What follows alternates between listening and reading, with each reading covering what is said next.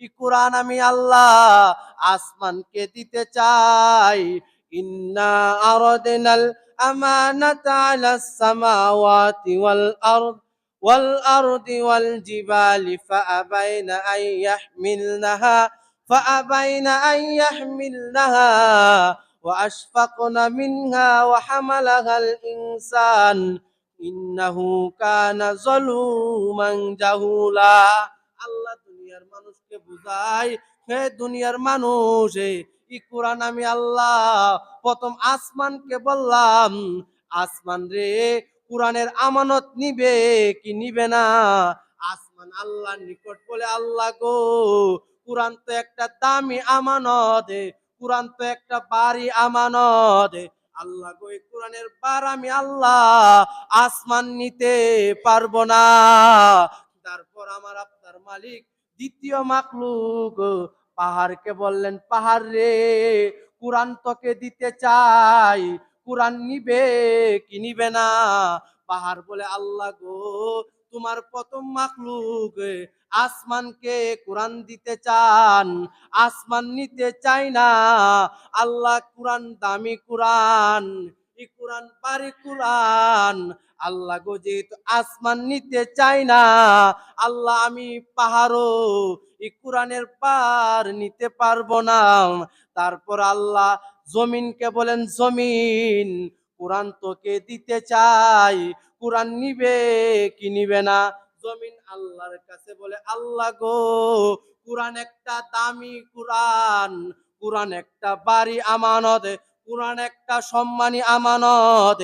আল্লাহ আপনি কোরআনটা প্রথম মাখলুক আপনার আসমানকে দিতে চান, আল্লাহ গো আসমান নিতে চাই না। আপনার দ্বিতীয় মাখলুক জমিন, দ্বিতীয় মাখলুক পাহাড়কে দিতে চান, পাহাড়ও নিতে চাই না। আল্লাহ আমি তৃতীয় মাখলুক জমিন, আমি তোমার কোরআন, এই সম্মানী কোরআনের পার নিতে পারবো না। তখন আল্লাহ বলে, বান্দারে তোরা কি কোরআনের পার নিবে কি নিবে না? মানুষগুলি চিন্তা করলো, হায় হায়, প্রথম মাখলুক আসমানকে দিতে চাই, কোরআন আসমানও নিতে চাই না। দ্বিতীয় মাখলুক পাহাড়কে দিতে চাই, কোরআন পাহাড়ও নিতে চাই না। তৃতীয় মাখলুক জমিনকে দিতে চাই, জমিনও নিতে চাই না। আমি তো মানুষ, নিকৃষ্ট মানুষ, আমি তো পার নিতে পারবো না। কিন্তু পারি আর না পারি, অন্তত আমার মাওলাকে সন্তুষ্ট করার জন্য তো বলতে পারি, আল্লাহ তুমি যে কোরআন দিতে চাও মাওলা, জানি মাওলা নিতে পারবো না, এটা সম্মানী কোরআন আল্লাহ, কিন্তু যেহেতু মাওলা তুমি দিতে চাও, কাজে আমি আল্লাহ মানুষ নিতেও তৈয়ার। তারপর আল্লাহ পাক রব্বুল আলামিন এই কোরআন আমারে আপনারে দিয়া দেয়। আর আল্লাহ বলে, বান্দারে রমজান এমন একটা মাস, এই মাসে যদি কোরআন পড়তে পারস, আল্লাহ পাক রব্বুল আলামিন প্রতি অক্ষরে 70টা কইরা নেকি বান্দার আমল নামায় লেখা দেয়।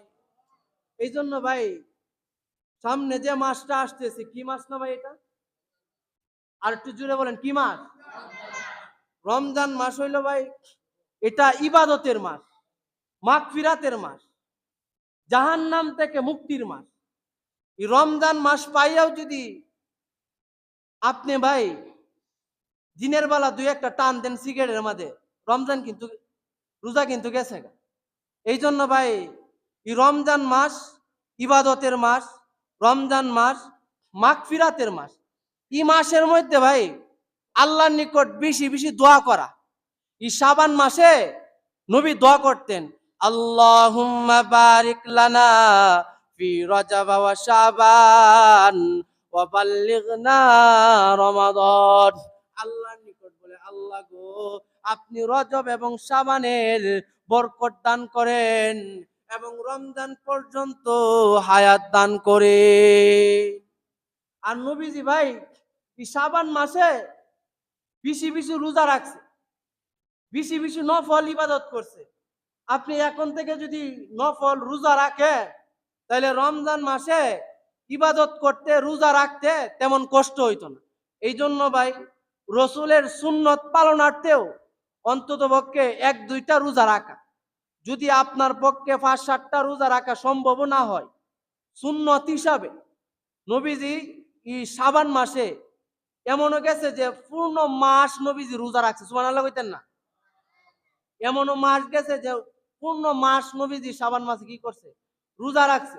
পৃথিবীর সর্বশ্রেষ্ঠ মানুষ যদি ভাই এই রমজানের আগ মুহূর্তে রমজানের প্রস্তুতি নেওয়ার জন্য যদি রোজা রাখতে পারে, তাহলে আমি আপনি ভাই কোন জামানার কুতুব হয়ে গেছি যে আমি আপনি রমজানে রোজা রাখতে পারবো না?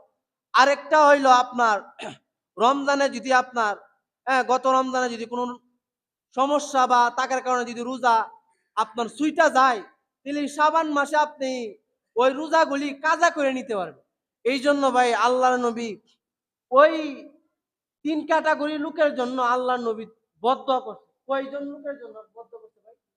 আল্লাহর নবী সাল্লাল্লাহু আলাইহি ওয়াসাল্লাম একদিন তিনি জুমার নামাজের ভাষণ দেওয়ার জন্য প্রথম মিম্বরে প্রথম তাকিয়াতে পা রাইখা বলেন, আল্লাহুম্মা আমিন, আল্লাহ তুমি কবুল করো। দ্বিতীয় তাকিয়াতে পা রাইখা বলেন, আল্লাহুম্মা আমিন, আল্লাহ তুমি কবুল করো। তৃতীয় তাকিয়ার মধ্যে পা রাইখে তিনি বলেন, আল্লাহুম্মা আমিন, আল্লাহ তুমি কবুল করো। সাহাবায়ে কেরামরা প্রশ্ন চুইরা মারলেন, আল্লাহর নবী গো, আপনি তো কোনোদিন প্রথম তাকিয়ায় পা রেখে বললেন না আল্লাহুম্মা আমিন, আল্লাহ তুমি কবুল করো, কোনোদিন দ্বিতীয় তাকিয়ায় পা রেখে বলেন নাই আল্লাহুম্মা আমিন, আল্লাহ তুমি কবুল করো। কোনোদিন তো আল্লাহর নবী তৃতীয় তাকিয়ার মধ্যে পা রাইখা বললেন না আল্লাহ তুমি কবুল করো। আল্লাহর নবী গো, আপনি এইটা দ্বারা কি বুঝাইছেন?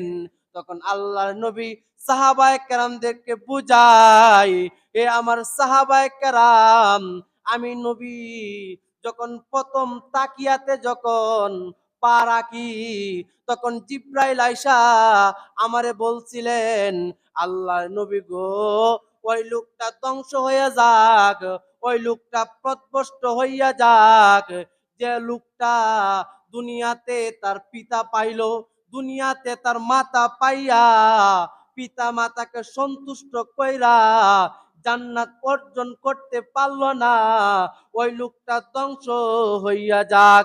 তখন আমি নবী বললাম, আল্লাহুম্মা আমিন, আল্লাহ তুমি কবুল করো।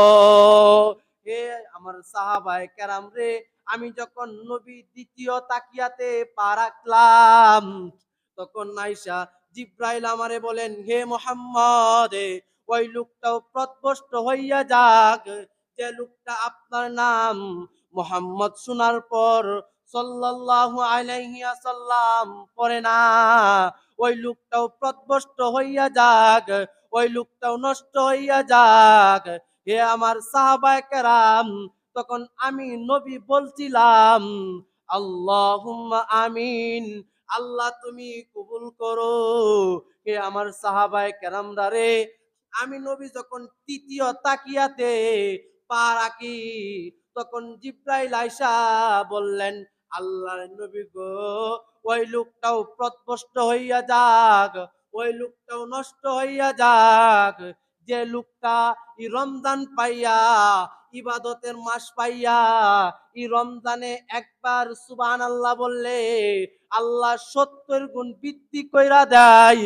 এই রমজান মাসে আল্লাহ একটা সুন্নত আদায় করলে আল্লাহ এই সুন্নতটারে, এই নফলটারে ফরজের সমতুল্য বানায়া দেন। এই রমজান মাসে কোনো ব্যক্তি একটা একটা যদি ফরজ আদায় করে, 70টা ফরজের সওয়াব তার আমল নামায় লেখা দেয়। এই রমজান মাস হইল ইবাদতের মাস, রমজান মাস হইল জাহান্নাম থেকে মুক্ত হওয়ার মাস। এই রমজান পাইয়া যে লোকটা আল্লাহর নিকট তার গুনাহগুলি ক্ষমা করাইতে পারল না, ওই লোকটাও ধ্বংস হইয়া যাক। এ আমার সাহাবায়ে কেরামরা রে, তখন আমি নবী বলছিলাম, আল্লাহুম্মা আমিন। আল্লাহ তুমি কবুল করো। দেখছেন ভাই কত বড় কথা। নবী যে আমাদের জন্য বদদোয়া করছে। যদি কোনো ব্যক্তি রমজান মাস পাইয়া, ইবাদতের মাস পাইয়া যদি আপনার গুনাহগুলি ক্ষমা না করে, আলেমের সুদের বিরুদ্ধে কথা কইতেছে, ঘুষের বিরুদ্ধে কথা কইতেছে, রমজানের আলোচনা করতেছে, আপনি আলেমরে বাস দিতেছেন, কি দিতেছে? বাস দিতেছে। এগুলি হলো কবিরা গুনাহ।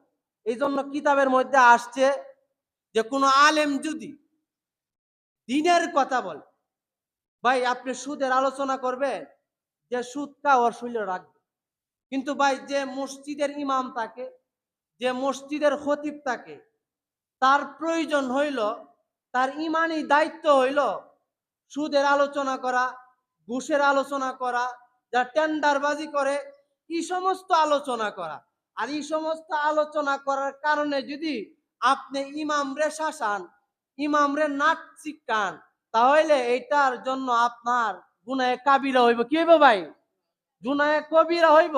এই জন্য ভাই পৃথিবীর মধ্যে সর্বশ্রেষ্ঠ মানুষ, এই আল্লাহর জমিনে পৃথিবীর মধ্যে সর্বশ্রেষ্ঠ মানুষ হলো উলামায়ে কেরাম। সুবহানাল্লাহ কইতেন না? এই জন্য আল্লাহর নবী বলেন, উম্মত, আল্লাহর নবী সাল্লাল্লাহু আলাইহি ওয়াসাল্লাম বলেন, কুন আলিমান আও মুতাআল্লিমান আও মুস্তামিয়ান আও মুহিব্বান ওয়ালা তাকুনিল খামিস। হে সম্প্রদায়ের লোকেরা, আলেম হও, আলেম না হইতে পারলে আলেমের ছাত্র হও, আলেমের ছাত্র যদি না হইতে পারো, আলেমরে মহব্বত কারনেওয়ালা হও। যদি বান্দারে, আল্লাহর নবী বলেন উম্মত, আলেমরে যদি মহব্বত করতেও না পারো, সাবধান রে উম্মত, আলেমের বিরোধিতা করো না। মুসার জামানায় মুসা দাওয়াত দেয় লা ইলাহা ইল্লাল্লাহ, মুসা কালিমুল্লাহ, কিন্তু ফেরাউনের সাঙ্গ পাঙ্গ আইসা ওই জামানার সবচেয়ে বড় আলেম মুসার উপর আক্রমণ করে, মুসা দিনের কথা বলার কারণে মুসার উপর আক্রমণ করে, কিন্তু আল্লাহ মুসার সম্মানে রাখলেন। কিন্তু আল্লাহ ফেরাউন রে এমন ফসানি ফসাইলেন যে ফেরাউনের নাম মহিলা মানুষের গালি দেয় না ভাই। এই জন্য আল্লাহর নবী উম্মত রে বোঝায়, উম্মত রে, আলেম যদি নাও হইতে পারো, আলেমের সাথে এমন কোন আচরণ কইরো না যে আচরণের দ্বারা আলেম কষ্ট পায়। কারণ হে আমার দুনিয়ার উম্মতেরা, একটা তালেবে এলেম, একটা আলেম যে রাস্তা দিয়ে যায়, আল্লাহর ফেরেশতারা নূরের পাকা বিছায়া দেয়। সুবহানাল্লাহ কইতেন না ভাই? এ দেশের প্রেসিডেন্ট রাস্তা দিয়ে গেলে নূরের পাকা বিছাইবো? কিন্তু দুনিয়ার মধ্যে ভাই আলেমের না দাম না থাকতে পারে, কিন্তু এই হাসরের ময়দানে একজন আলেম শত শত মানুষরে সুপারিশ কইরা জাহান্নাম থেকে জান্নাতে নিয়ে যাবে। সুবহানাল্লাহ। এই জন্য ভাই যদি সম্ভব হয় আপনার 5টা ছেলে থাকে, একটা আলেম বানায় আনবেন। অন্তত পক্ষে আপনার এই ছেলেটা যদি আলেম বানাইতে পারেন, মরার পরে আপনি জানাজাটা দিব, অন্তত পক্ষে মাসে 2 মাস পরে হইলেও আপনার কবরের সামনে যায়া একটু হাত তুলে দোয়া করবো যে আল্লাহ আমার আব্বারে মাফ করে দাও।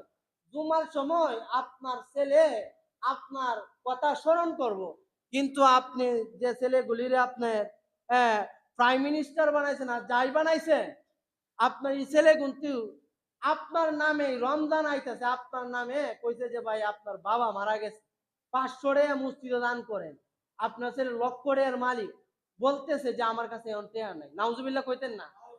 এই জন্য ভাই এমন একটা সন্তান বানায় যান, যদি আলেমও না হইতে পারে, অন্তত পক্ষে আপনার ছেলেটারে এমন ভাবে গইরা তুলেন যে আপনার ছেলেটা 5 ওয়াক্ত নামাজ আদায় করে, আলেমদের সাথে সম্পর্ক বজায় রাখে, আলেমদের মাঝ যায়। মরার পরে আপনার এই সন্তানেই আপনার জানাজার নামাজ যেন দিতে পারে। সুবহানাল্লাহ কইতেন না? এমন একটা সন্তান গইরা যান।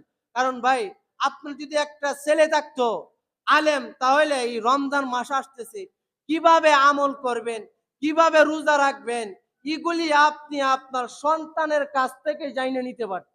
এই জন্য ভাই আজকে থেকে আমরা পাক্কা ওয়াদা করি যে এটা হলো রমজান মাস, ইবাদতের মাস। হইতে পারে এটা আমাদের জীবনের শেষ রমজানও হইয়া যাইতে পারে। এই রমজানে যেন আমরা বেশি বেশি ইবাদত বন্দিগি করতে পারি। আর রমজানের পরে আমাদের সন্তানাদিদেরকে আমরা অন্ততপক্ষে ফরজ পরিমাণ ইলম শিক্ষা দেওয়ার জন্য মাদ্রাসাতে দিবেন। আপনার ছেলে 1 বছর পড়ো, কিন্তু আপনার ছেলের যদি বলি ভাই সূরা ফাতিহা পড়তো, আপনার ছেলে সূরা ফাতিহাটা পড়তে পারে না। এই জন্য হাসরের ময়দানে ভাই আপনি অভিভাবক হইয়াও আপনি হাসরের ময়দানে কি থাকবেন? দায়ী থাকবেন। এই জন্য আল্লাহর নবী সাল্লাল্লাহু আলাইহি ওয়াসাল্লাম উম্মতকে বুঝায়, উম্মত রে, এটা এমন একটা মাস সামনে যেটা আসতেছে, এই রমজান মাসে আমার বান্দার মুখের দুর্গন্ধটা আমি আল্লাহর কাছে মেশকে আম্বরের চেয়ে সুঘ্রাণ। সুবহানাল্লাহ। এই জন্য আল্লাহ